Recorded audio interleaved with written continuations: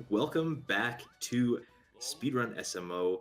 It is the final match of the first round of this here World Peace Tournament, and it is between Lilaggy and Rhea, very prominent any percent runners.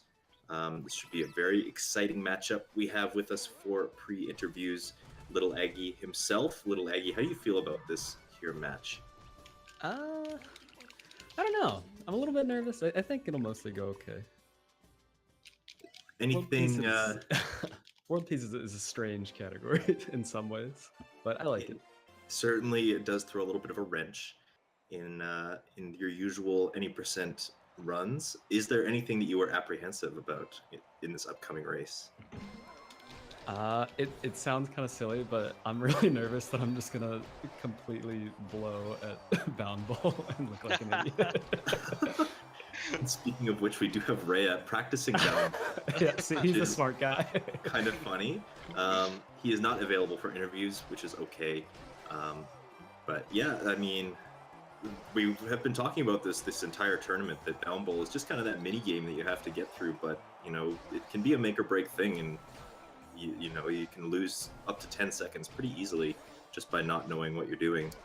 Yeah, so we had a race, I think, yesterday where it was like, it turned around in Bound Ball between Canicam and Chaos, I think it was. Yeah, that's right. It was like 10-second difference, and it clearly showed, like, it definitely makes an impact. Yeah, and even compared to some of these reroutes that we're doing, you think of like changing sand in order to save 7 seconds. Well, that 7 seconds could be lost if you're really bad at Bound Ball. So it's definitely an important thing to try and optimize here. So, and what about your strengths, Lilaggy? Is there anything of the World Peace exclusive content that you think you've nailed down by this point?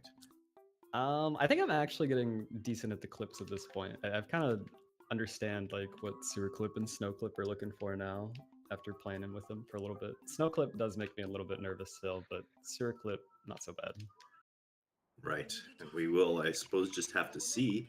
Both of these runners playing on 1.0, meaning that FMS and the Sewer Clip will be taken into account here.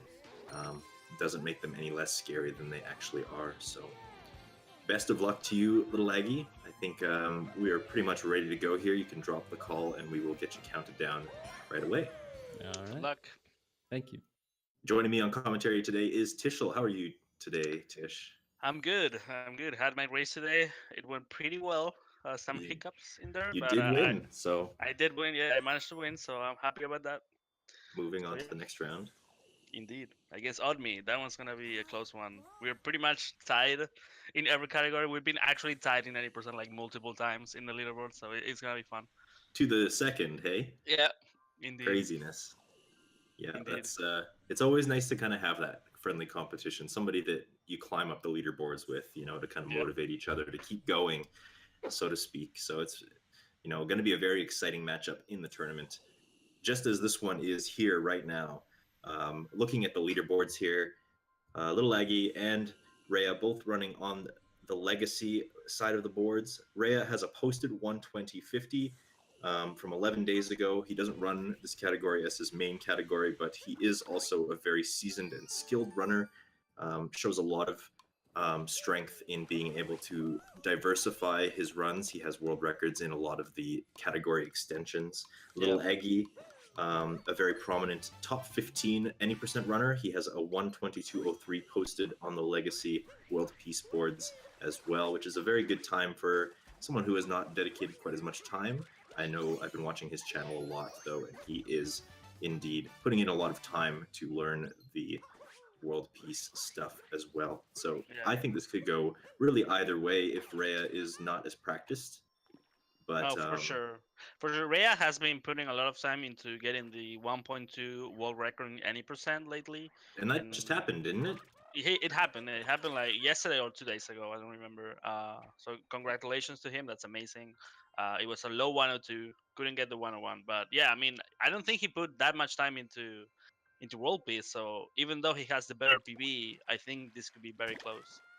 Yes, and like we saw with the race between Chaos and Kanikama, it all did really come down to the player's skill level and level of comfort with the world peace content, because Chaos definitely the better overall any percent runner, but very unfamiliar with the one or the world peace content. So Yeah. we'll have to see if that also plays in here. It was still an interesting race to watch because it was funny because Chaos in some of the world peace splits didn't know what he was doing clearly, but all his experience and all his speed in the any percent portions kind of carried him through, and he almost actually wins. It was actually kind of close. It was So very close. we kind of forget that the any percent splits actually mattered a lot in world peace. So that could definitely play a role here in this one as well. Indeed.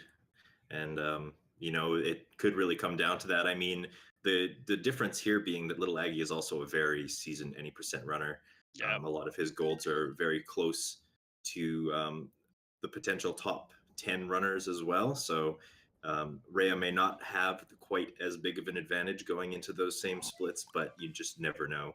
Exactly. No, and Aggie improved a lot lately. Like he definitely leveled up in the past month, maybe past 2 months. Like he definitely started ranking up in the leaderboards, and yeah, he got really really good.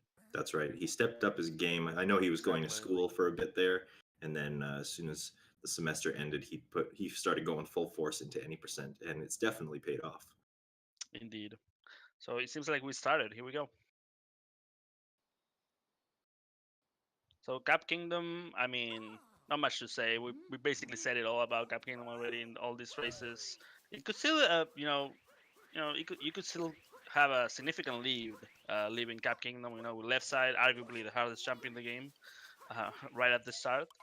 But yeah, we'll see how it goes. Yep, I can confirm. I've been putting a little bit of practice time into it because, regrettably, I'm missing it more often than I would like to admit lately. So we'll see. Yeah, I That's mean, a it makes you think, if Cap Kingdom was at the end of a run, if we would do that jump. It's interesting because being at the beginning of the run, you kind of you can just go for it, and if you don't get it, you can just reset, and you only lost 1 minute. That's true. But if it was at the end of the run, is it really worth for a 3 second time save? It's interesting. It's interesting to think about, and I suppose Cap Kingdom is not a very dangerous kingdom. Missing left side doesn't cause a death, for example. So Right. all those kinds of things play into what makes that jump so scary, and it is just a very tight jump as far as inputs are concerned. Yeah, for sure. So Rhea doing it right now. Very Nailing nice. it, easy. Lilaggy right behind there. Yeah, perfect. We have a race. It's official. So both runners in 1.0, right? Correct. We are gonna see FMS by both of them, and that could be the next major point of time loss. And we have been talking a little bit about this new version of FMS that has been found recently. Oh yeah. I don't know if either of these runners are going to go for it. Again, very seasoned runners, very accommodated to the existing FMS setup. I would be very surprised to see if either of them try and switch it up.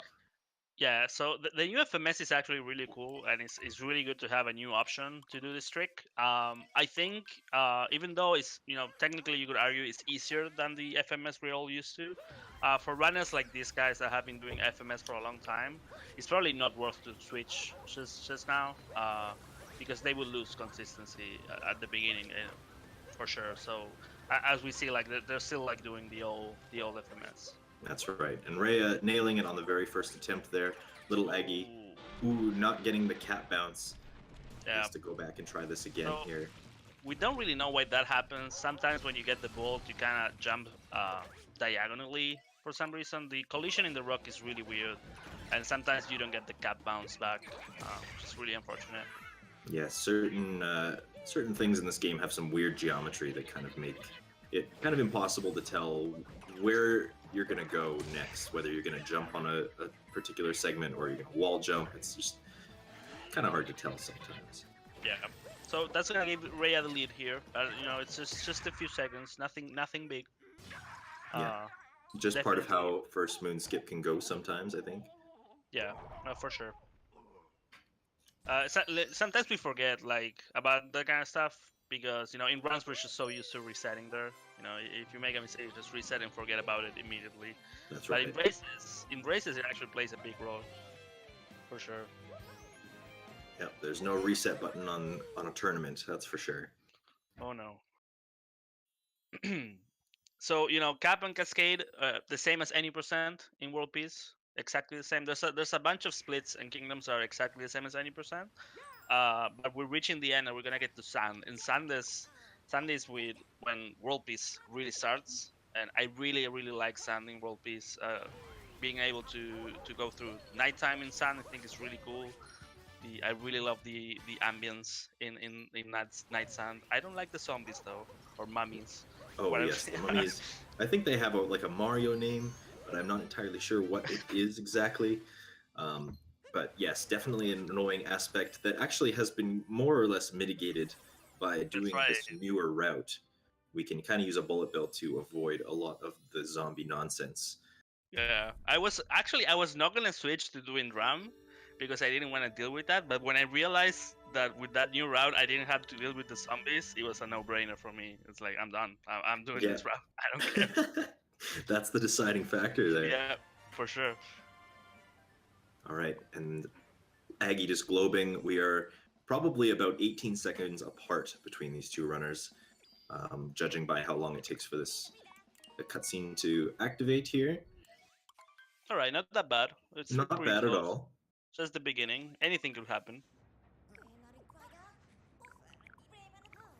So I'm not sure which route these runners are gonna do actually in Sun, because I don't know if Rhea has been updating to the World Peace stuff. World Peace actually in the past few days received a lot of optimizations.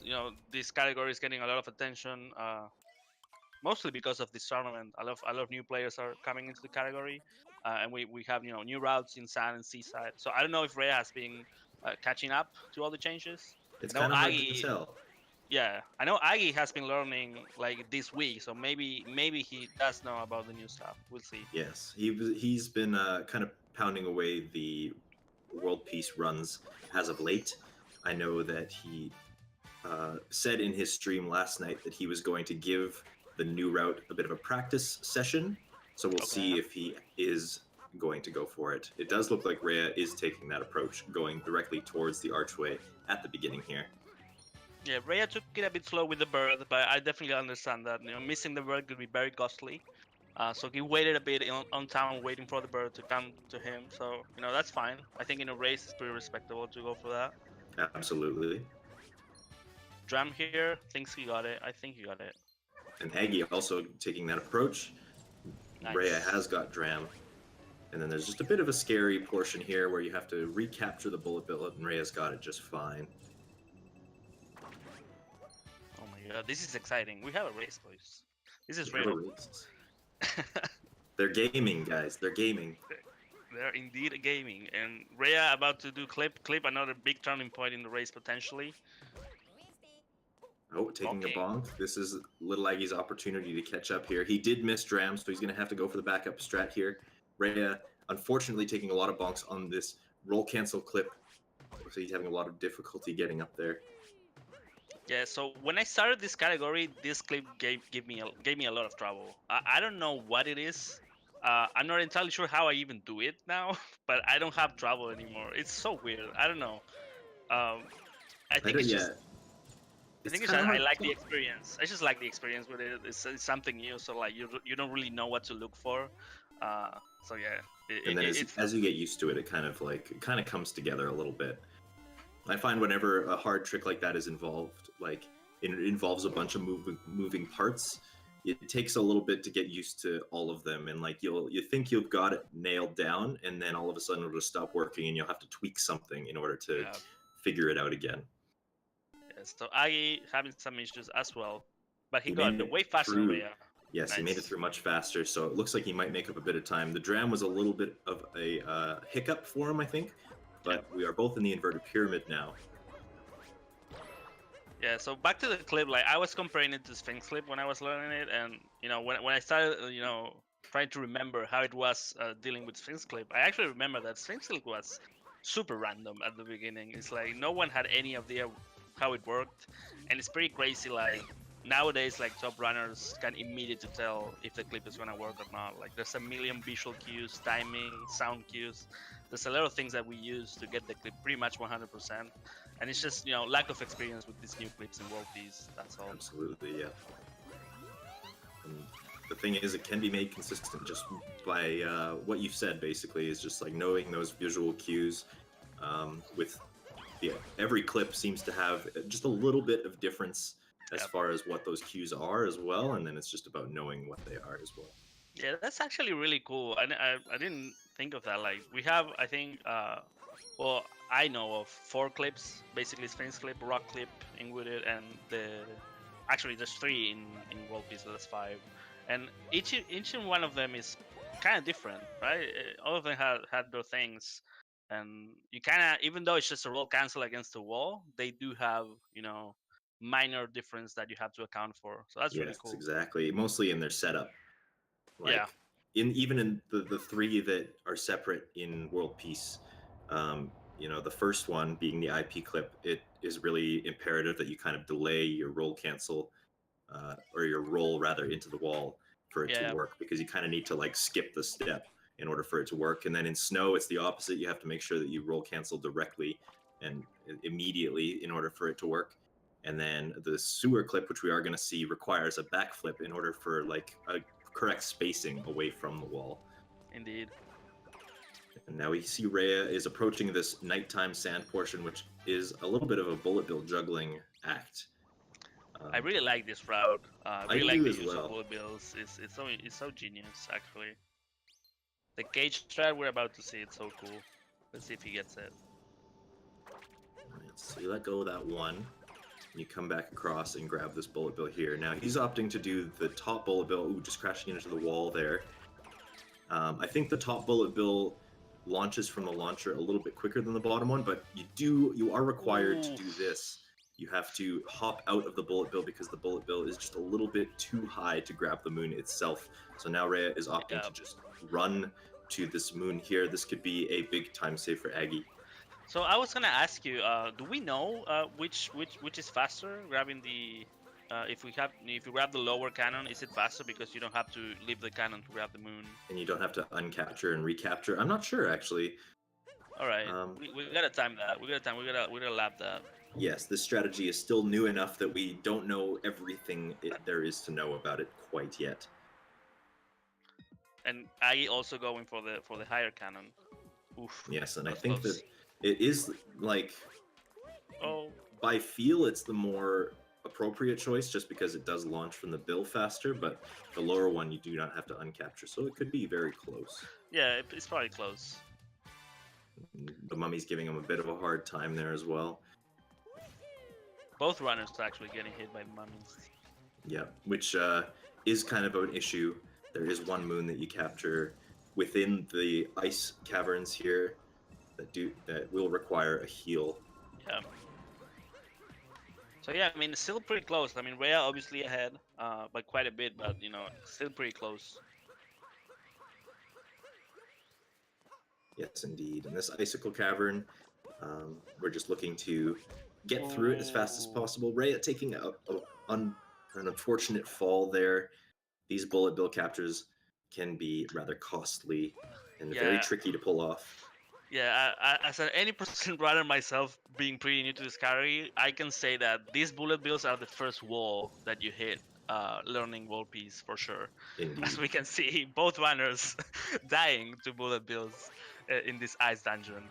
It's pretty tricky. The timing takes a bit of practice. Yes. So I'm definitely not surprised that they're struggling with it. And so much can go wrong with these bullet bills. In particular, if you throw your cap too early, you have the possibility of hitting the bullet bill and then not getting your cap bounce. If you throw it too late, you have the possibility of not capturing the bullet bill at all. And it's just, there's many options here that could ruin the run. Aggie is having a really hard time with this first bullet bill. Yeah, so Aggie gave up, right? And he still lost the bullet bill to the bomb. Yes. Oh my god. It's really unfortunate. Now he's going to have to dash across here. It is really tight timing there too, because if you're going to play it safe, the bullet bill actually starts back farther. Right. You just have enough space to get across the gap with one, but he does it just fine. And we're going to have to see if he pulls this off here. I think he's going to wait at this point, yeah. Understandable. I respect it. He doesn't want to deal with that again, with that stuff. He just want to leave this place. Yeah, get out of sand as fast as possible. Yeah. No, sand is definitely. I feel like at the beginning of roleplays, and mostly because of the boy builds, it's definitely like hard at first. It definitely takes a bit of practice. I don't think it's one of the hardest parts of the run in World Peace, but it's definitely, at least when you're learning, it's a big wall. Indeed, and any strategy that requires jumping over a giant chasm and potentially facing death, of course, is not going to be a very friendly strategy at the beginning. For sure. All right, so Rhea gonna get like a low 15 sun exit time. It's respectable. Nothing crazy, but still pretty good. For 1.0, it's kind of slow. I mean, he definitely died, made a bunch of mistakes, so understandable. For a race, I think it's pretty good. Yes, and there was a little bit of hang up on the inverted pyramid as well. All right. Yep. But aside from that, pretty clean. Anything sub 15 is a pretty good time for leaving Sand Kingdom. Anything sub 1430 on 1.0 is excellent, I would say. Yep. For sure. Yeah, that would be like world record pace, like 14.2x probably. All right. So Lake, another any percent split. I call them any percent splits. Yes. Nothing really changes. Lake, Lake is interesting. I say this a lot when I commentate in races. So, people sleep on Lake a lot, and Lake is ruthless, man. Like sometimes getting out of sand, no matter the category, is really hard. It takes a lot of tries, and then you get to Lake, and you kind of like let your guard down, and suddenly you lost 15 seconds, and you don't know what happened. That's very true. Yeah, it's tough. You don't expect it, and it happens. That zipper is mean.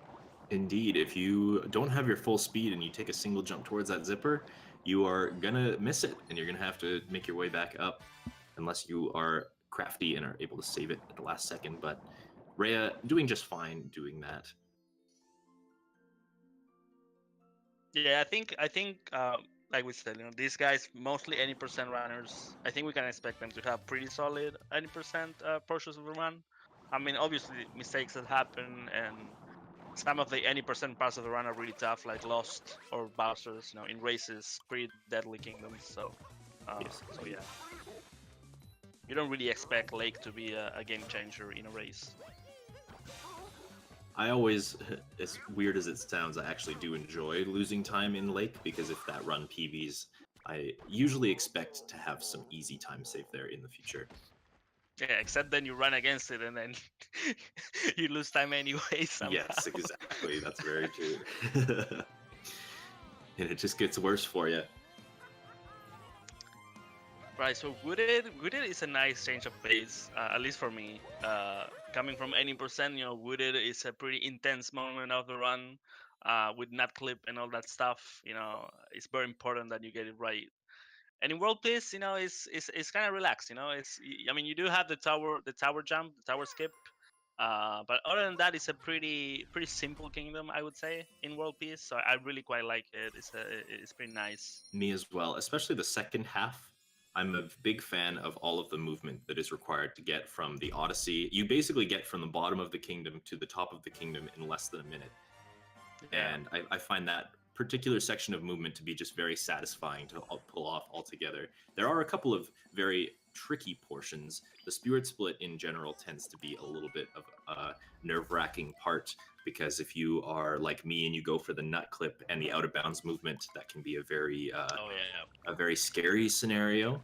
And then, of course, yes, not only do you do Flower Road skip, but Tower skip right afterwards, and a death in either of those sections sends you back to the Piranha Plant, which means you have to do it all again. So, yeah. Been there, done that, my friend. Indeed, yes. I think we all have at some point.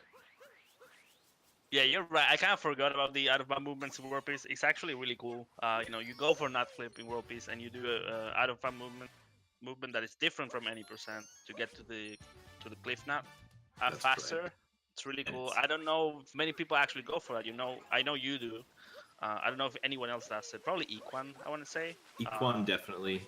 I have not seen anybody else in this tournament go for it. I've seen a lot of nut clips, but it's been used to either just skip the switch and land kind of by the up route, or it's been used to just fall down and pull the lever anyways, which is what Right. Ray is going to do here.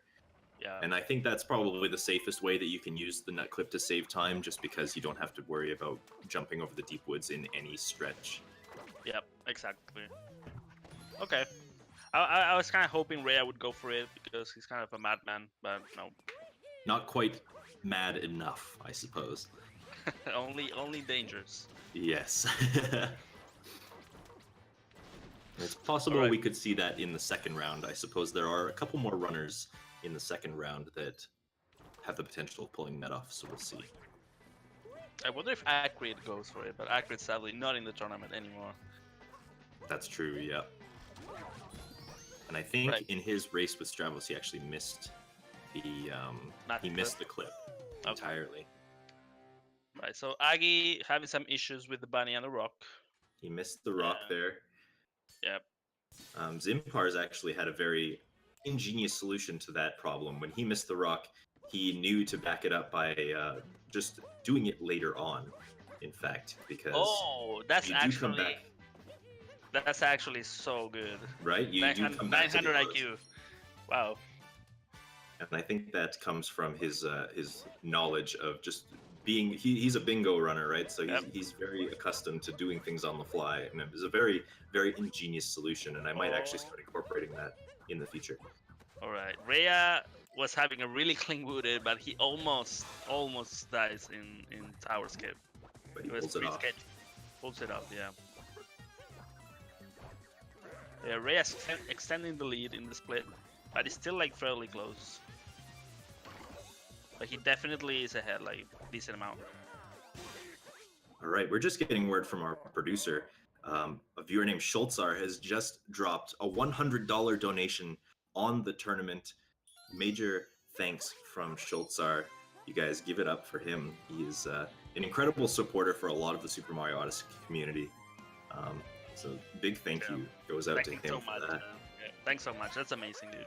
It's We really donations like that that keep these kinds of events alive and really helps drive the ambition, I think, for this to become more of a serious competitive event, I suppose. What a god. What a god gamer indeed. All right, Aggie here is approaching the Flower Road skip, doing just fine on that. Now he's going to be doing the tower skip here. I just saw Rhea using flowers to get to the waterfall. I didn't know that was a thing. Yes, I've actually seen that happen a couple of times as well. I'm not sure if it is faster than rolling. I would imagine so. Interesting. Like Rhea bonking a bit, getting to the tank moon, but he's fine. Make his way out there. Aggie got tower skip fine, so we still have a race. It's still Yes. a race. It's official. There is possibility here. We're still very early into the run, so there is some possibility for Aggie to catch up. Rhea pulling off a very snazzy roll cancel cap throw strategy there into Yeah. a vault, showing off his abilities there a little bit. Yeah, I think he's getting comfortable. I think we're about to see crazy stuff from here on end. We'll Oh, see. a little bit of trouble with the target practice section there. Just getting blocked by the cannonballs as they are shooting out of the main cannon there, but he's able to pull it off, which is fine. And yeah, I mean, like you were saying earlier, like far from over. There's still a long way to go. And one thing I learned very early running this category is that you don't have a run until you get out of snow. Yes. Once you get out of snow, I mean, you can relax a bit, but until you do that, it's not over. Snow is ruthless in this category. Indeed, and probably one of the most frustrating portions of the category, in my opinion. Not only is there Eggy having a little bit of difficulty getting up to this upper portion of wooded here. Not only is Snow... It's a tricky jump, so I understand it. It is, totally. It's especially just from here. The camera can definitely mess about with you here. Ouch. Oh, it's gonna be a tough one to come back after this here, but I do agree. I think Snow is a little bit unforgiving because if you have some trouble with the clip, it can cost you a lot of time. And then even after that, there is the fishing, which is completely RNG. It is in your favor for a first bite, but that doesn't necessarily mean it's always going to give it to you. Yeah. Yeah, so a lot of troubles for Aggie here. It's really hard not to tilt when stuff like that happens. So hopefully he can keep it up and recover from that. At least for me, like when stuff like that happens to me, I just tilt. It's really hard for me to come back from stuff like that. Indeed, without resetting the run. Even if I reset, like I still like, I know that after stuff like that, I'm gonna waste 30 minutes leaving Cap and Cascade. So yeah, hopefully he recovers. You just gotta leave it behind, basically. Yep. Okay, Rhea closing it out. Pretty decent wooded, I would say. Yeah, no major mistakes there at all. Pretty clean. Just a little bit of technical difficulties with finishing off that target practice section, but making the boss look easy.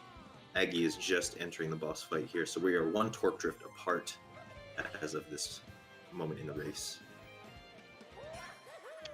So Rhea probably got a low 8, I would say. 8-minute, low 8-minute wooded. That's what it looked like. Yeah, something within like the 8-10 range. Pretty good, pretty good. So we're coming to Cloud. You know, Cloud again, another split that we sleep on a lot. You know, you don't really expect time loss in Cloud, but it can definitely play a role, especially in a race.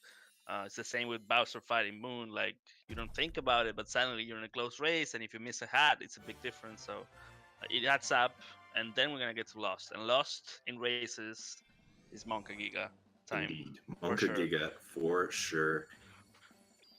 Cannot overstate the purple poison and how treacherous it can be. Any one particular fall can cost upwards of 20 seconds. Yep. Indeed. So Cloud, you know, it's not much we can do in Cloud in terms of speeding it up, sadly. So kind of an auto-scroller section. I mean, we do have some cool strats, you know, grabbing the hats as fast as we can, speeding up the beginning, you know, skipping the clouds and stuff like that. But at the end of the day, there's not really much you can do. Yeah. Sadly. Just a couple of boss manipulations, launching Bowser to specific platforms so that he doesn't travel as far between the phases. But aside from that, it is relatively straightforward. I've noticed that the second phase tends to be a little bit problematic sometimes. You can do everything right, and sometimes it just won't work anyway. Yeah, in the second phase, it really depends on where he puts the hat. If he puts it in the middle, sometimes it's hard to get the manip. What you can do to prevent that is you want to roll kind of to the side of the circle, or like the platform, if you will. So like if you roll to the side, he's always gonna put the hats facing at you. Right. So even if the white hat is in the middle, it's still like kind of on the right side or left side, whichever side you choose. Right. So you can still like kind of manipulate it that way. Yeah, I never thought about that, but it is true. Yeah. And he'll always, in that last phase, I noticed he'll always put the hat on the right side or in the middle. It'll never be on the left. So as long as you roll somewhere in that direction, you usually can catch the third phase pretty easily as well. Yeah, and that's exactly what Rhea did in the second phase. I don't know if you noticed, but he did get the white hat in the middle, but he still got the manip. So that's right. Pretty good by him. By Rhea starting Lost and Aggie getting to Cloud. So a decent lead by Rhea right now, for sure. Yeah, we're looking at least a minute and a half at this particular moment. Oof. Stylish. Very, very scary looking strategy there from Rhea. Oh, Rhea is just blazing through. Yeah, he makes Lost look really easy. I really love this kingdom. It's definitely my favorite kingdom in the run. It's just so deadly. You know, every moon can kill your run, so it's like really nerve-wracking. But it's also so fast. You know, every moon just go like bam, bam, bam. 5 seconds each moon. It's so cool. Indeed. And One of Reyes the- is He's just destroying Lost making right now. such quick work of it. It's amazing. Is he doing? Is he gonna do triple jump cage? That's my question right now. Absolutely, He's- he is. Approaching it from a little bit more of a scary angle than I ever would, but he Oh, still yeah. manages to make it look super easy. Yeah, Reyes showing why he's one of the top runners in this game. Again, he's the world record holder for current version in any percent. He definitely has the skill of the top runners. That was a quick demonstration, I would say. Indeed, very, very quick. And Lilaggy finishing up Cloud Kingdom here, and Rhea leaving Lost. That actually makes their difference somewhere in the ballpark of 2 minutes apart. So Lilaggy's got a little bit of work cut out for him here, but Wow, anything that's can happen crazy. still. That's crazy. It's 2 minutes already. It's not even halfway through. So you know, Agi has to step it up. You know, he's not gonna win just of Reyes mistakes from now on. He kind of has to step it up a bit. Yeah, he's got to pull out all of his best strats here and hopefully nail them all as well. All right, Metro. Oof, Metro and World Peace, man. Metro World Peace is definitely a big one. It's a 10-minute split, really long split. You gotta go through Sewer Clip if you're in current Legacy versions. Sewer Clip, in my opinion, the easiest of the 3 World Peace clips. I don't know if that's a popular opinion. I would say that is the opposite of the popular opinion. Yeah, I thought so. I don't know why. Well, for me, it's the easiest of the 3. Interestingly enough, I'm not sure. Did you manage to catch Kanikama's method of nailing down that particular clip? I didn't. He got it on the first try, and I think that clip has everything to do with your distance away from the wall. And there's sure. actually a really, really decent visual cue for it, based on like Mario's shadow on the pipe. There's like a Okay. particular place that you stand on the pipe, and his shadow clips into the wall, or sorry, not into the wall, into the pipe. And so Yeah, once you've so- seen that, you can just use that visual cue to gauge your distance. And he got the clip on the very first try in his run. Does he use backflip? No, he Or- doesn't use backflip. Okay. He kind of like wobbles back and forth on the pipe, just like standing there until he sees the shadow clip into the pipe, That's really and then cool. he does his Okay. ground pound. I do use the shadow, but I use backflip, and I also got it first try in my race. But yeah, That's right, yeah. I mean, my method is literally just hold forward the whole time, backflip as fast as you can, and spin pound. I mean, spin pound roll cancel. I mean, ground pound roll cancel as fast as you can. And that usually works. I don't know. It's weird. Yeah, I would say that you're probably in the minority, saying that Yep. clip is the easy one. But we'll see how Rhea manages with it. I don't think he has very well. I mean, we have seen him already have a little bit of issue with roll cancel clips in this particular race, so we'll see how that goes for him. He's now in the Night Metro portion. Lilaggy just approaching it, and this boss fight here has a little bit of RNG, but doesn't usually give these seasoned any percent runners very much trouble.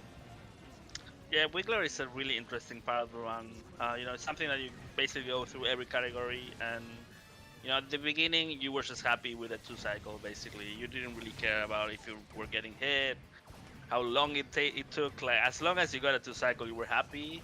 These days, not so much. These days, you're looking for a really optimal fight. You know, you don't want to get hit. You want to basically get all the hits before the boss even stops moving.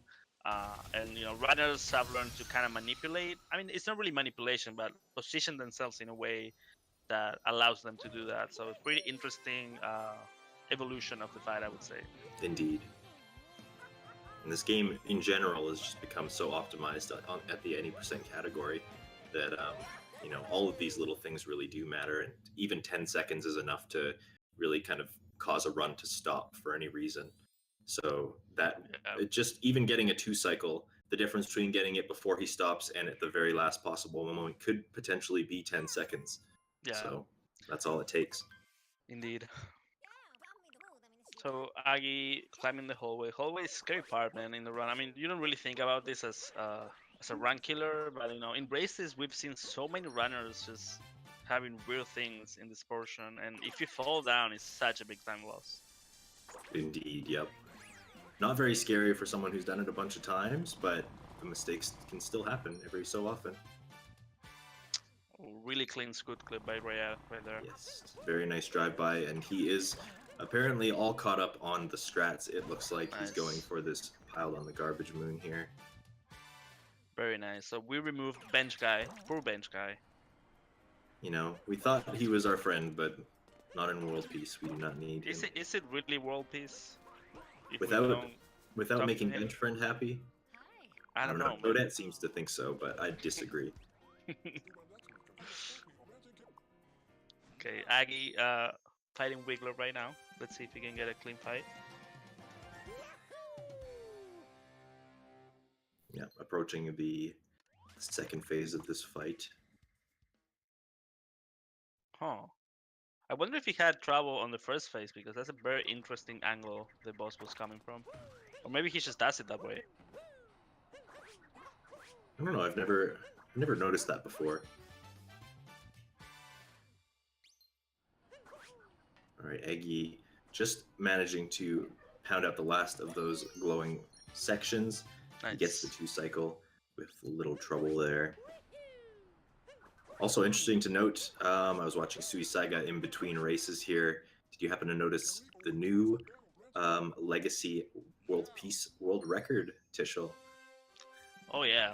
Suisaiga, what a scary runner. We were talking earlier about him.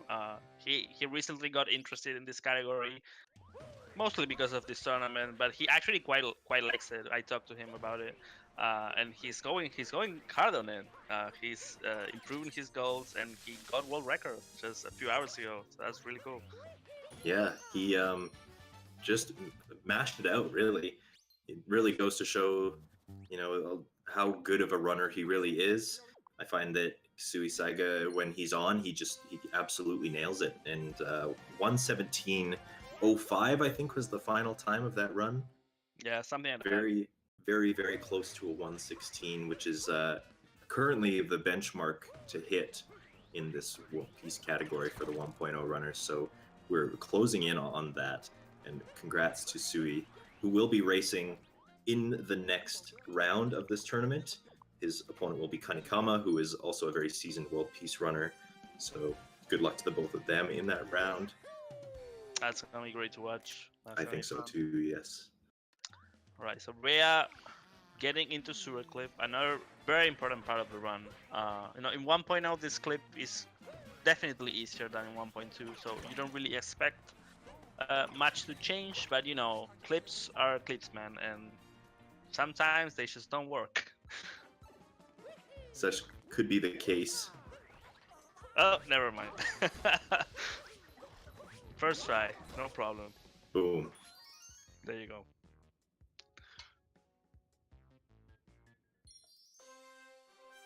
So yeah, I had never played in 1.2, so maybe you can enlighten me. How hard is sewer clipping 1.2? Like, how many tries on average would it take for you? Now, it's kind of one of those weird things. I think that just everything about the clip is tighter.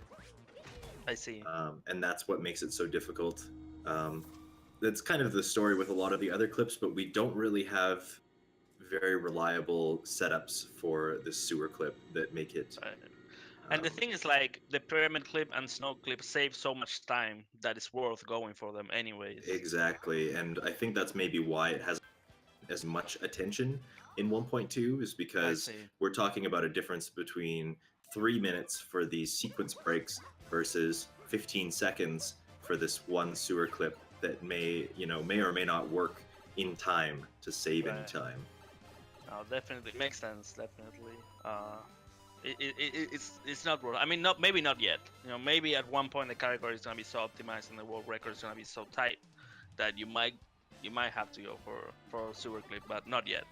Yeah, and I think that if that moment comes, we would be in like 116, 1.2 territory at that point. We're still quite a ways away from that yet. I see. Ooh, I actually with a close call getting to the full moon. He almost doesn't make it. That's That a ground big time pound. loss. That ground pound could have been costly. For sure. Rhea going through festival. He actually got hit already. You don't want to reach the last room with only 2 health points. Yes, because you're kind of anticipating to take damage during one of the sequences here. So it can be a little bit risky continuing through the festival with only 1 damage, and that's we've already seen in this festival. It's claimed a couple of lives already in this tournament. That's interesting. I think Festival is taking the role of Snowdram in this tournament. Like what Snowdram was in any percent, I think Festival, funnily enough, is that for this tournament, which is really funny to me because you don't expect to die in Festival, but you know, in a race with the nerves and everything, it can happen, man. It can potentially happen. You just never know. Right, Aggie with the clip. Nice. Pulling it off right away. Very good. And that's good because you don't really want to see a race being decided by districts. I do think districts are really cool. These sequence breaks, I do find them really attractive as a runner myself. But you don't really want to see, you know, them being the deciding factor of a race. Definitely, it can be a bit disheartening, you know. Yeah. Watching a runner struggle to try and achieve the clips. For sure, it's the same thing with FMS. You know, sometimes I'd runner really struggle with FMS at the start of a race, and it's like he loses 1 minute right at the beginning. It's, you know, kind of kills the mood a bit. Certainly. All right, so pretty one Metro. That was really good Metro by Rhea. I would agree, most certainly. I think since Wooded, he kind of like turned it on. He's like playing super consistent. Yeah, super that solid. lost was BTT level of consistency there. Yeah. And then Metro, no real issues to speak of. He's just blasting through the beginning portion of this World Peace specific area, MSSL. We still have snow to come up here. And again, I think that snow is perhaps one of the scariest portions of this run because there are a couple of elements out of your control, more or less. We'll see how Rhea is able to respond to those. Yeah, for sure. And yeah, bench guy, I'm sorry, but we'll never see you again. Yes. He will be missed. He will be missed. And also another forgotten soul in this run that we're going to be seeing up ahead here is Captain Toad. We no longer visit Captain Toad in the new Seaside route. Yep. We're just eliminating all of our in this here World Peace category now. You know what? You guys are just slow. You know what? Bench guy and Toad, you're slow, man. Just keep up. Yeah, you don't belong anymore. All right, Rhea's going for the moon clip, which we have not seen very much in this run. That looks good. And he's through, yes. Very good. Oh, interesting out of bound movement. Nice. I never thought to do like a ground pound there, but for 1 second I thought he was gonna do the any percent ground pound to the blowy Joey room, and I got kind of scared. Yeah, don't go that way, Rhea. All right, Eggy closing out the festival with very little difficulty. He actually had a very decent festival, not taking very much damage at all. For sure. Rhea has a very interesting strategy here that I've never seen before. Throwing Cappy out during the conversation with the Snoodle and capturing him immediately after the conversation. That's actually genius. I was actually playing around with the roll cancel there to talk faster, but I didn't think about that. That's actually really smart. And Bumble. Ooh, the best part of the run. Indeed. Get your guesses in, chat. How do you think Rhea is going to do at this? So Rhea was practicing Bumble, so I don't know what to expect now. Because was he practicing because he's doubting himself? Or was he practicing because, you know, he's really good at it and he wants to keep it warm? I don't know. You just never know. It's kind of hard to tell. And it did look like in his practice he was memeing a little bit. It looked like he was not doing it optimally, maybe on purpose, but I guess we'll just have to see. This is looking like a 58 to me. I don't know about you. A 58, okay. There are a couple of here. I'm going to give Rhea a 56. Okay. See how he does here. it's pretty interesting. Like once you kind of understand how Bumble works, after the first two curves of the race, you kind of already can tell if the runner knows what he's doing or not. Yeah, Ray it is. definitely not going for the optimal stuff.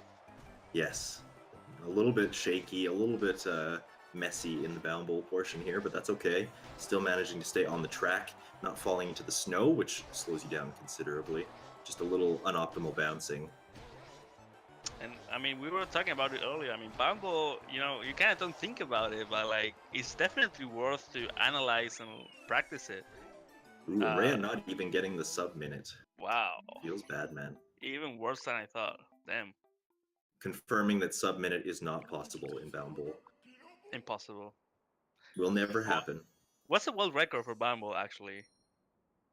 The 51? world record for bound bowl, I think, is a 49 or something like that, What? which is, to me, absolutely insane, but it has happened. Also, Lilaggy nailing the snow clip on the first try. That's going to make him Nice. a little bit of time. He's also been doing a little bit of practice with this bound bowl in his runs recently.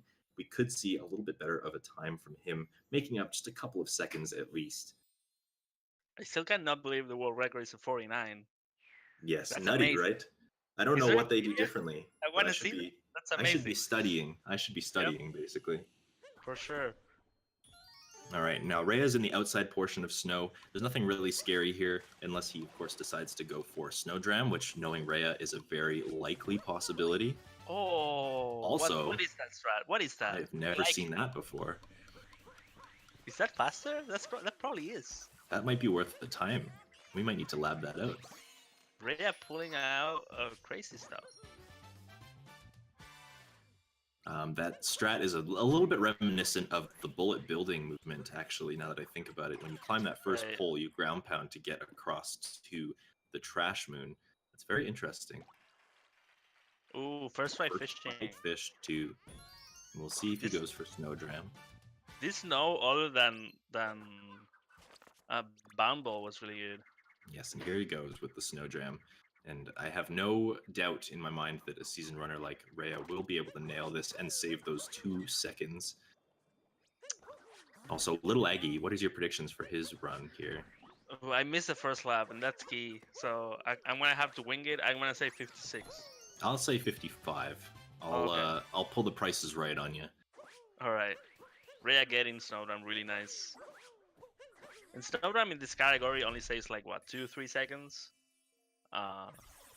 So you know, definitely you gotta be.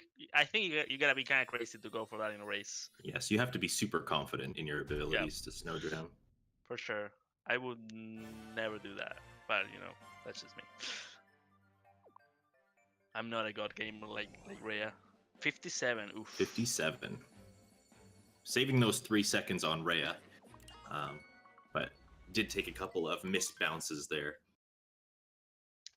Yeah, so Bumble is super fun. Like when I saw the category, it's one of the first things I really like just sat down and studied. Funnily enough, because I realized right away like it's a big difference between a minute and a 53. So it's really worth to you know just analyze one of the top runners in Bumble and just see what they do. And it's not hard to execute at all. It only takes like maybe half an hour, maybe 1 hour of you just doing a bunch of Bumbles to get it down. Yeah. It's just about learning, really. Yeah. Right, Seaside. I think Seaside is my favorite kingdom in this category. It's just so chill. I don't know. I really like the gashing. I mean, maybe it feels kind of easy, so maybe that's why I like it. The boss is definitely scary if you don't know what you're doing, though. Yes, and it has claimed the run of a lot of runners in this tournament so far, giving a lot of people troubles, not necessarily nailing the most optimal strats here. Rhea opting to go for the older of the seaside routes, it looks like. Yep. Giving up his Gushin in order to claim that moon faster, but that also means he won't have his Gushin to get the other moons along the way here. Right, first try fishing for Aggie, really nice. Is he doing Snowdram? It's not. No, he's going to go for the timer challenge. Alright, because usually when people wait with the capture to grab the moon, it's because they're gonna warp. That's right. Because you can warp right out of the Lakitu. Yeah. Okay. So I'm really interested in Rhea's boss fight here, because I was talking with him maybe like a week ago, and he was he was having a lot of issues with the boss. Like he didn't know what to do. I gave him a few pointers, and I think he got it. But I'm really interested to see what's gonna happen here in the race. Yeah, we will just have to see how he pulls this out. Very interesting strat to get out of the hot spring that I've noticed a couple of doing there, where they just take a quick swim up so that they can ground pound and boost out of the water. It's a very smart strategy. That's Also pretty leaving cool. his Gushin behind, perhaps? Oh no, it's within range. He's okay. Doing a capture warp to grab him Eh, again. Yeah, I think the fastest strat there is to hit the bacon with the Gushin. If you shake with the Gushin, you do an attack, and you can just kill it that way. Right. Yes, and landing on the Odyssey there, as much as it looks like an optimal way to kind of gain your height while you're also moving over, it does not quite reach up to the platform, so you kind of have to wiggle your way up there. Yeah. So it's kind of arguable whether it's better to land on the higher cliff side there. Little Right. Aggie doing the manipulation here for keeping his Gushin. I think that he is keen on the new seaside route, so you might see him save a little bit of time here. So I don't know if we have an official timing. We did a rough timing on the news route, and it looked like 10 seconds, but maybe it's a bit less than that because the movement was not perfect. Yes, indeed. My But it's goal still like, for yeah, this portion was like a 54, 554, going into not like that was the old route, and so the new route I have only labbed once just as a test. Had a lot of bonks, had a lot of mistakes, and I was still able to get a 53, which just goes to show that yeah, there is a lot of time there still. really nice. Yeah, like we were saying earlier, a lot of runners, getting into World Peace now, and the more people you have, the easier it is to get new strats and new routes. So Indeed. a lot of new stuff in this category, which is really exciting. Rhea going for the boss clip here. I think he's got it. Let's see if he gets the last part. Ooh. That's Okay, yeah. close. Very close. Oh, where's he He's going? got the boss clip. I think he's just taking it a little bit safe to refill his water here. Okay. Oh, and he's missed. He's missed the boss. He's going to have to recapture a Gushin somewhere, but there's no Gushins really close by. He has to go back to the hot springs here. That is Oh going my to be a God. significant time loss. Yeah, that's this boss in a nutshell. Like really. It's like, Brigadier. yeah, it's just it can happen, man. Like it's just, the last hit is hard. There you go. There he goes. Proving that he's just like a very tough fight, especially if you're not familiar with the mechanics of the last hit. So this is an opportunity for Aggie to close in a bit in the race. Yes, he still has 2 switches to get, but he is taking the new side route directly to the cliff side and then up to the switch, and then his boss fight begins. We are about 1 Brigadier away from each other here. So the race is tightening up a little bit. With 1 more Kingdom of World Peace content to go, we'll just see how Aggie is able to catch up here, if at all. Yeah, and Lanchin in World Peace is tough. Like definitely one of the hardest splits in my opinion, mostly because of movement. There's some scary parts, after the timer challenge. Pretty scary, at least at first. So anything can happen still. Indeed.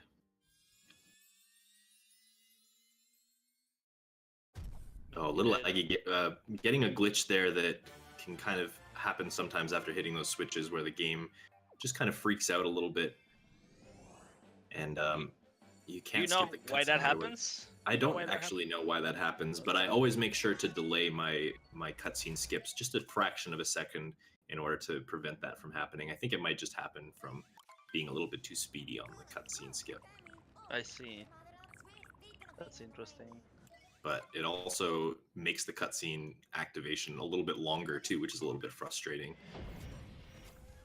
All right, Aggie with a pretty sloppy second hit. but he should be fine. Taking it a little Rhea- bit safer, it looks like. Yeah. Rhea getting salt triple in luncheon, nice. And let's see if he gets it. Yeah, he's got that first hit. Refreshing in the lake, the hot springs lake. And now there's something to be said about this boss clip as well. When you get that first hit, it's important to position yourself against Brigadier in a way that he moves away from the hot springs. That's considered the optimal way to do it because it'll actually take him longer to get to the point that he needs to go. You can see Aggie there kind of pushed Brigadier into the hot springs for that second hit, and it forced him to get through the hot springs faster, but it also means that you have to travel farther to get to him. Just these very minor things, but otherwise, that's probably the cleanest, aside from Stravos, that we've seen Brigadier be done. So kudos to him. He's definitely going to be making up some time with this, but he's still got a little bit to go here. I see. I was actually gonna ask you about that because I wasn't really sure how the clip worked. I was kind of doing that because I thought that's how it worked, but I didn't exactly know. So that's good to know.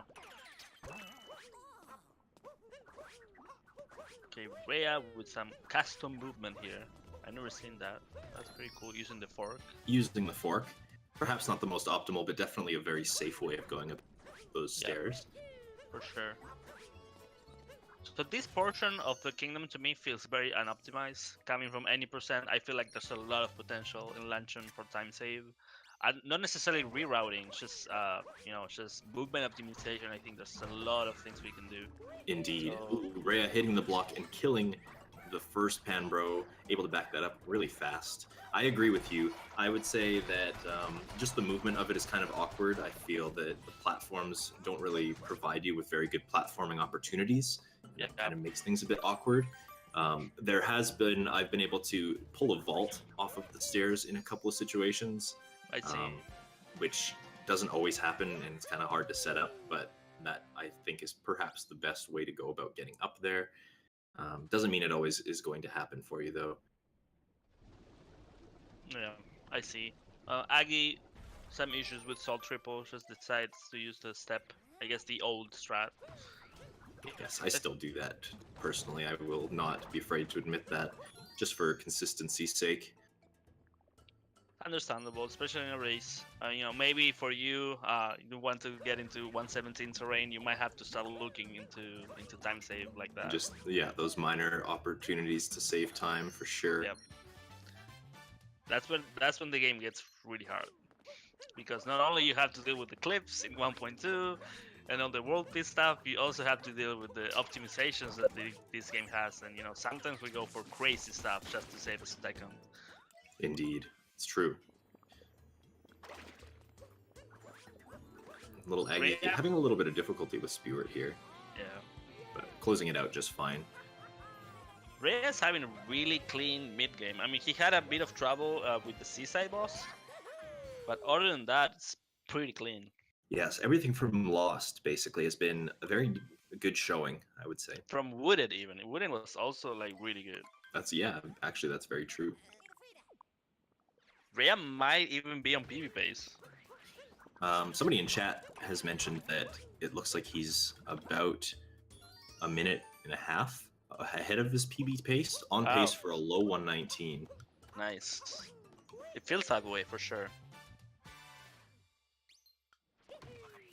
So I want to see what he does here. This is a pretty scary part of the kingdom, in my opinion.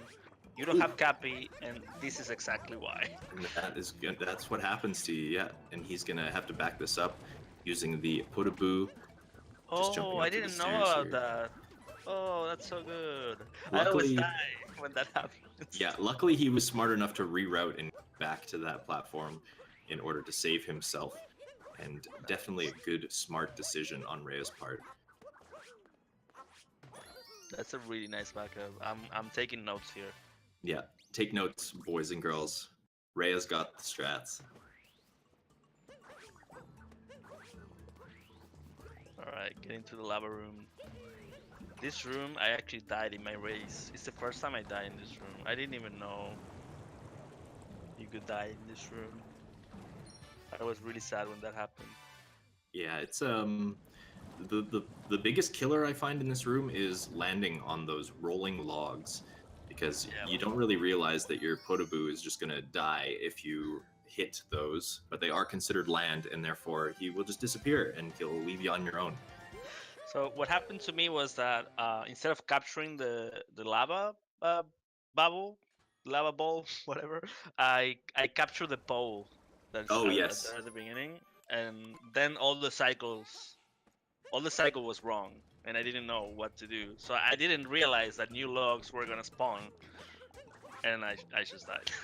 Yeah, that'll happen.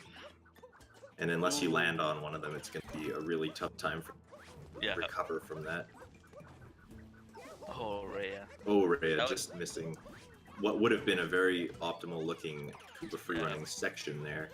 Yeah, so he started with the Shireen bounce into the cap return to get to the fork. That was really good. At the beginning, at least, looked really clean and really fast.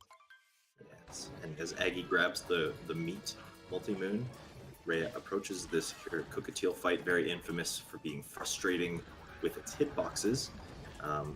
Personally, my least favorite of the bosses in this particular run.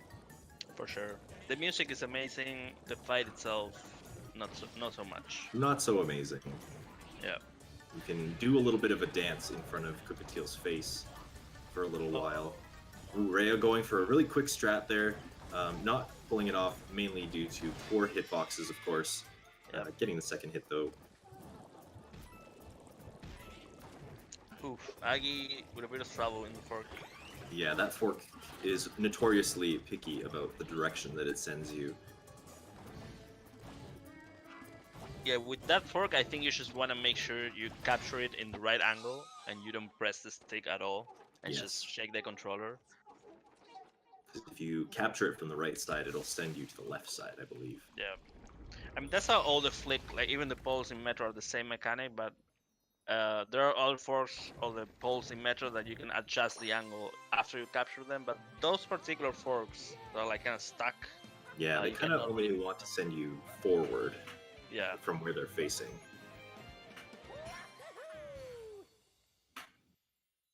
All right. So, Rhea finishing with the world piece section.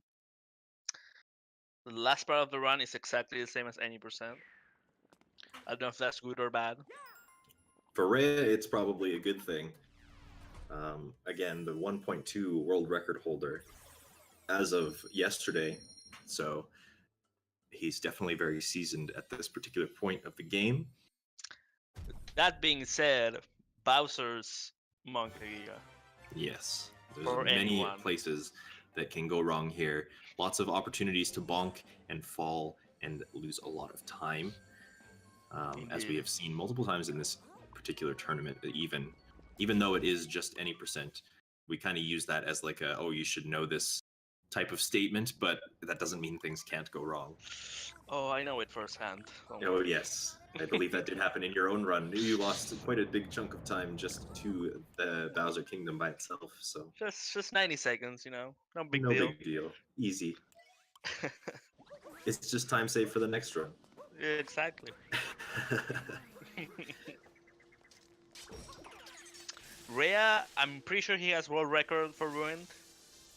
I don't know how he does it. He has a 316 on physical, which is magic.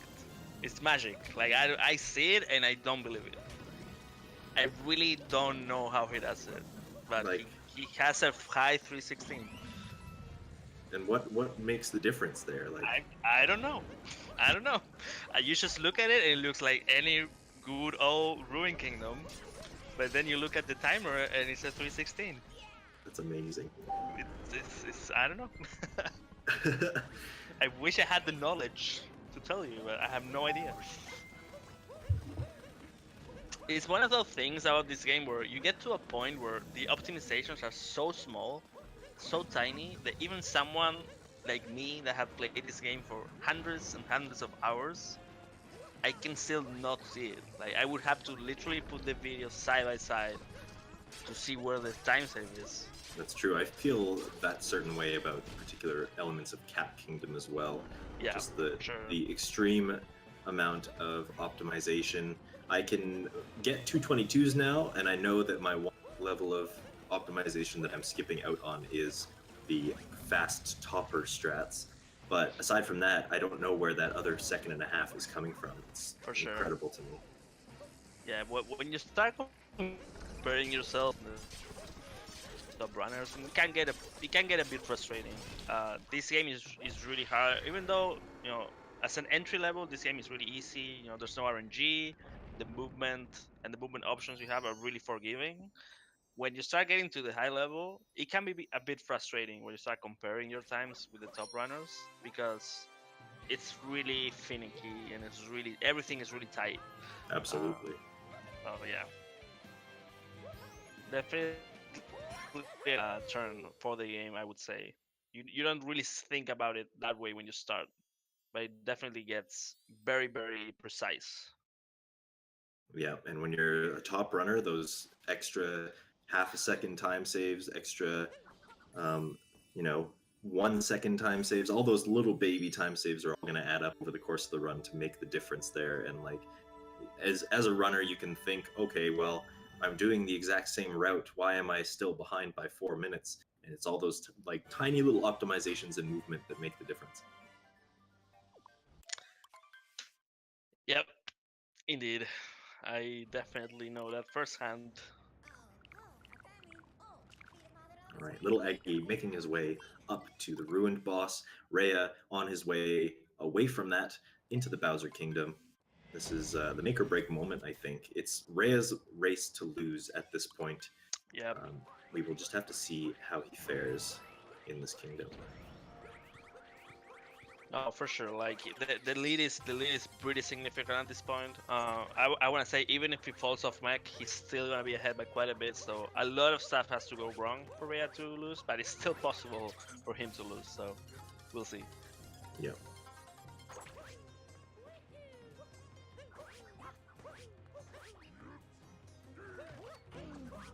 Ooh, interesting.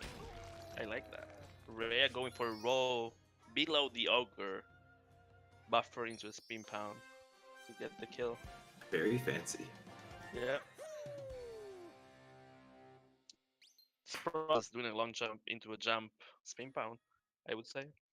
Just a different approach. Yeah, that's the cool thing about this game. Like, there's a lot of things that sometimes there is a definitive, like, faster way of doing things, but a lot of times you have a lot of options, and I think that's where this game shines. And I think that the tasks that GSA has come about with is a really good example of that. In fact, the very last task that we had, the first place position was tied to the 100th of a second, and even then, the routes that the runners took to get there was slightly different. So it's amazing to see. That's so cool, man. I really like the last task. First, the routes were different. One of them was using the scooter. It was mind-blowing. It was mind-blowing to me. It was amazing. I love that.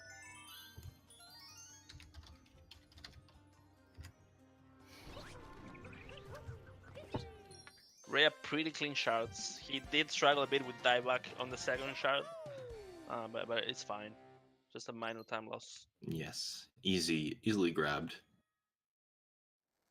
I wonder what type of drum he's gonna do. There's a lot of strats nowadays for Bowser's drum. Some people do a triple jump, some people do a ground pound. Rhea's not even doing the drum, so never mind. Yeah. Yeah, Bowser's drum definitely saves up to a second, so it's definitely a strat worth going for, but it's pretty finicky. So definitely understandable that he's not using it right here. Another finicky strat is Furiat or first person Harriet in this boss fight, a strat implemented initially by Fur, that now some runners are starting to use it. It's also like requires quite a bit of practice, and it saves only a second, so like we said, this game is full of stuff like that where you have to put a lot of time just for a second. Indeed. And it's usually like high risk, low reward, right? because it's not only that you have to practice a lot, it's also like very risky to go for. And that's kind of the name of the game for optimization. You know, if you want that time save, you got to work for it. Yep. And that's definitely why, you know, the top runners of the game definitely get a lot of respect, because, you know, the people that play the game understand that the stuff they do is really hard.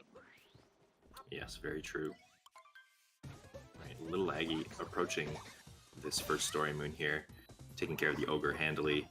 Rhea about to finish off the double brutal fight here with Topper second, making very quick work of this boss. Nice. Pretty clean Bowser so far by Rhea. Yes, and everything, like we said, everything past Wooded has been very, very solid, with the exception of maybe the Brigadier fight. It looks like he is actually on pace for a low 118 at this particular moment in time. If he keeps it together, we could even see a high 117. Yep. That's so exciting. An incredible time for a race, especially. Would it be the best time so far in the tournament?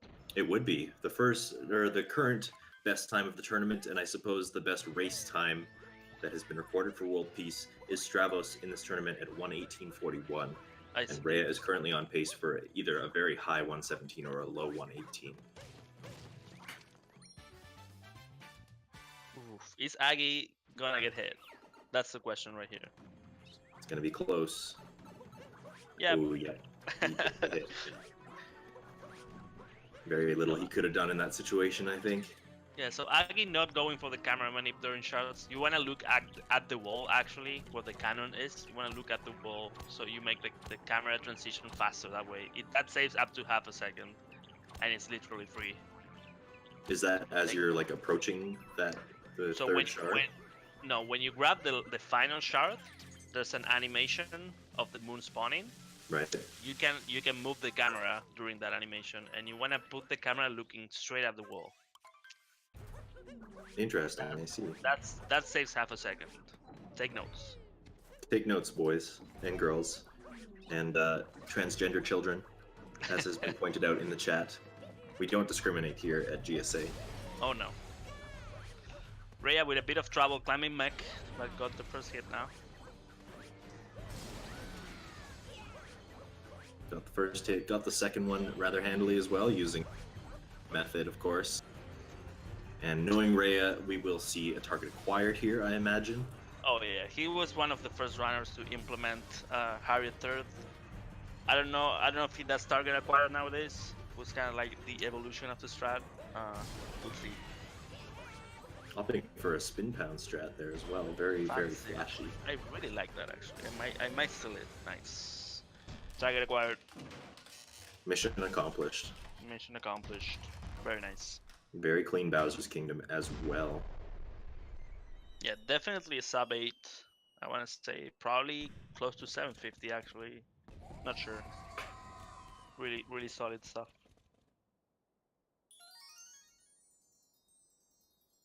Aggie finishing up the mini bosses.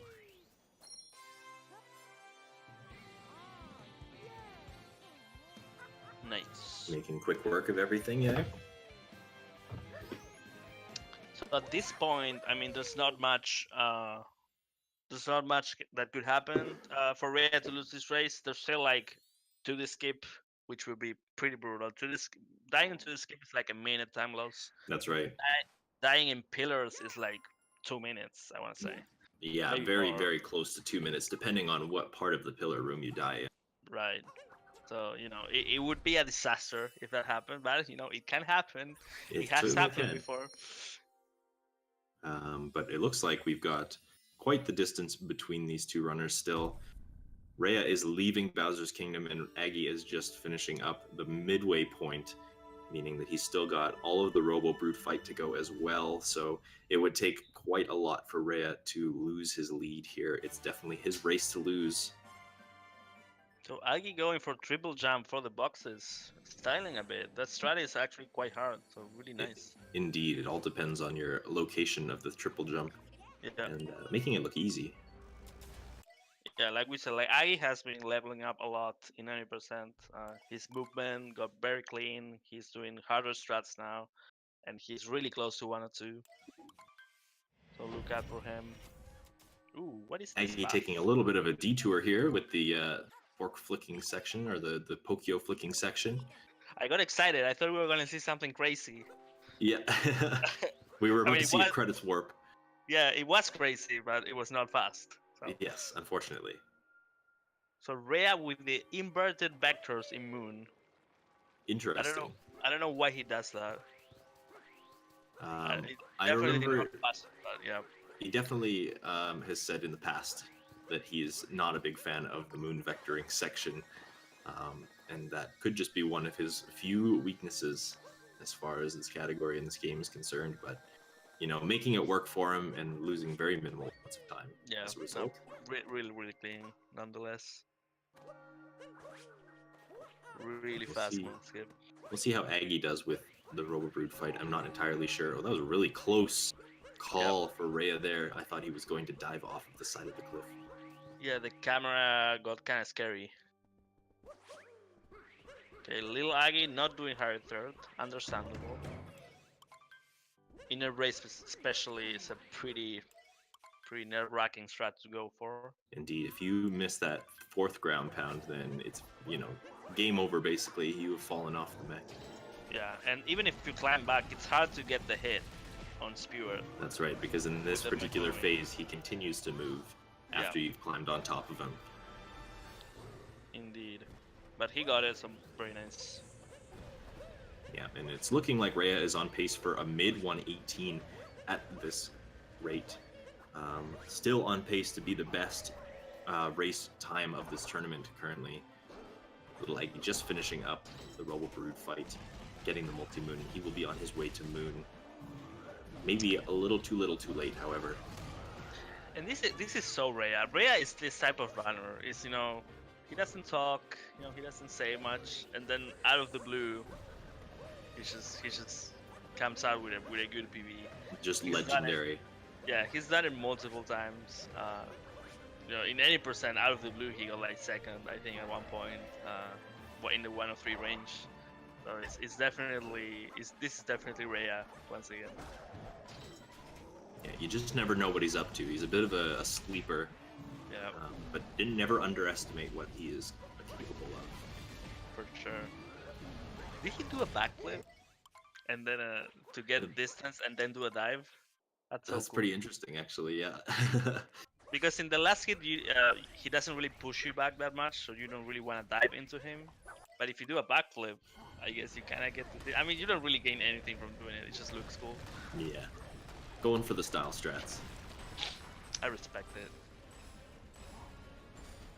All right. So, at this point, even if we fail 2D skip 3 times, perhaps that might just be enough for Aggie to catch up. This is definitely Rhea's race to lose. We are approaching the final minute here. For sure. We'll see how Aggie does with these vectors. Going the non-in... The non-inverted, the Yeah. normal way. the uninverted. Yeah, the normal between quotes. Very clean to the skip by Rhea. Yeah, making it look easy. Very few any percent runners do struggle with that. Also showing off a little bit with the Oh my wall god. jump. Blasted. That was unnecessary. Unnecessary but I flashy. do not agree with that. Do not agree. I do not agree with that. But And, that was you know, very risky because those platforms eventually just disappear on you if you're not fast enough. So true. Ooh, I think he missed the first fireball, but he got it, I think. yes, I you know, think you're right.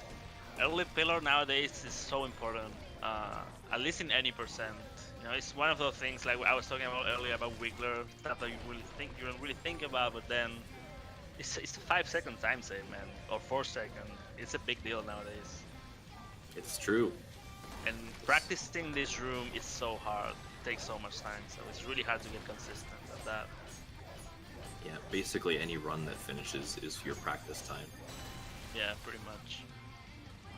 But Rhea, getting a mid 118, looking like a 33.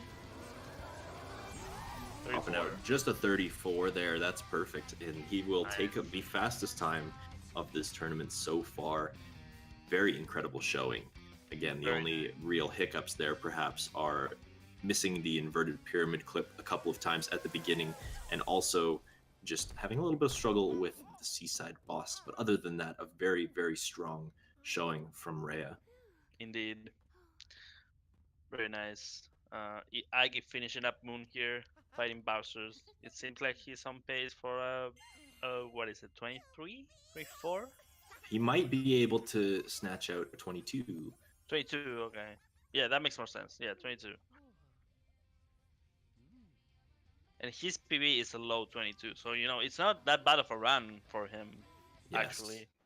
I mean, he has a lot of Definitely. potential to get like 119, 118, no doubt about it, if he keeps winning Absolutely. the category. So Judging by his skill in any percent, I think it all just comes down to big mistakes that need to be ironed out with consistency.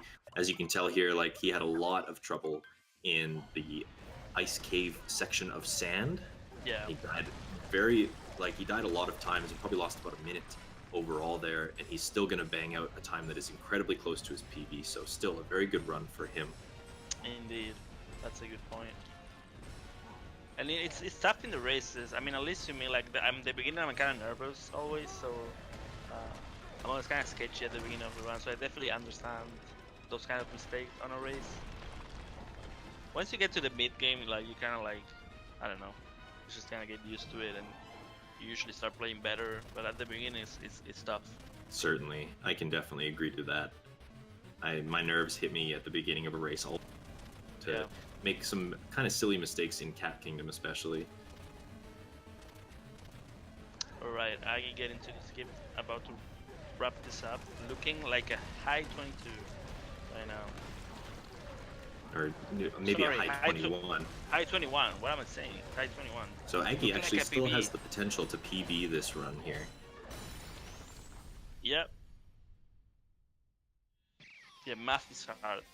Math is hard indeed. Numbers and stuff. Let's see these pillars. Looks like Interesting his fireballs are a little bit errant, but we might see some connect here. Doesn't look like he's gonna get the fast pillars, but that's okay. So- He's still on PB pace. That's interesting because that's actually the fastest way of doing it, like keeping yourself in the middle of the hallway and just shooting to the right instead of going straight at the pillar. Yes. Because if you go straight at the pillar, you're kind of going away from where you want to go. So like you kind of like have to balance, aiming and direction. It's really hard to go straight and shoot to the side. So That's right. Potentially a little bit inconsistent, yeah, but faster. and it's looking like a PB, man. He's gonna do it. He's gonna pull it out. What a gamer. 53, 52 maybe. 121, 53, the final time that we are reading here. Pulling out a PB, but Rhea just a god gamer and pulling out the win here. I think Aggie is gonna join us. Yes, For a I quick believe just interview. Aggie for the interview.